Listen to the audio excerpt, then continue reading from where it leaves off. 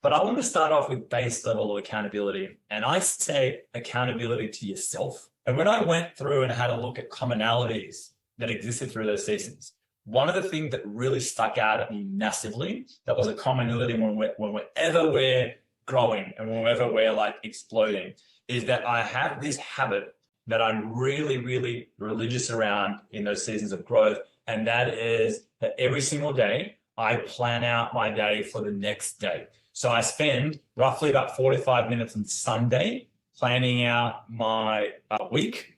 Okay. Then I spend roughly about 10 minutes the night before, usually before I go to bed, to plan out every hour of my next day. And when I do that, I write down what I'm grateful for. I write down my vision. I write down my goals that I'm striving for that quarter that are linked to my yearly goals. And then I write down the 3 to 5 biggest tasks tomorrow that I need to complete that's going to move me towards those goals.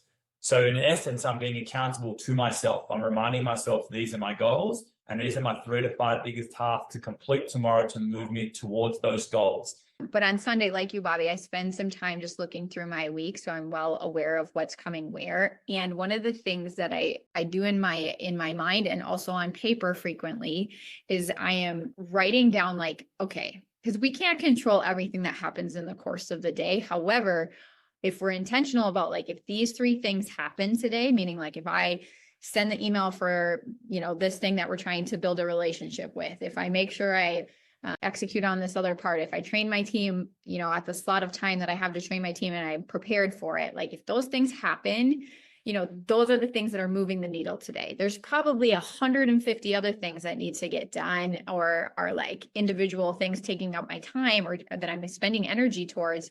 But like having that organized in your train of thought is, I think, what sets apart a lot of people in the discipline and accountability with themselves is like, we can get very busy and not be productive. And if we reorganize how we look at like what really needs to get accomplished today and start with that, or at least build that into the day, I do think that's huge. So, when you steward your time well, that separates just being busy, because everyone fills themselves up and will say, oh, I've been busy today, but were they actually productive? Did they move the needle towards the things that they have for their own goals for themselves? That requires accountability, and accountability starts with being accountable to yourself.